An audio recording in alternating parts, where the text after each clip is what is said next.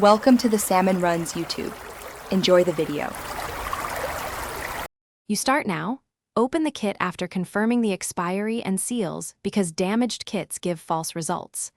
Wash your hands and collect the recommended sample. Midstream urine works best for concentration, so the hormone level is detectable.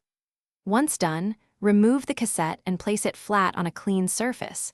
Make sure the absorbent tip or well receives the correct amount of urine. Set a timer for the interval specified by the manufacturer and proceed without delay so you now apply the sample exactly as directed, using the dropper to place the specified number of drops into the sample well or dipping the absorbent end for the stated seconds.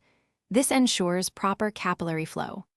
Start the timer immediately and make sure not to move, tilt, or cover the cassette while it develops because disturbances can smear lines. The control line must appear to confirm the test worked. Once the full recommended minutes elapse, you'll be ready to interpret the result accurately. You should read the test within the exact time window. A single control line means negative, while both control and test lines indicate positive. Any faint test line still counts as positive because hormone binds at low levels. If the control line fails to appear or the result looks smeared or ambiguous, do not trust it. Repeat with a new kit and fresh sample. If you tested very early, make sure to repeat in 48 to 72 hours because rising hormone levels improve detection and reduce false negatives. Thanks for watching. Consider subscribing if we helped you.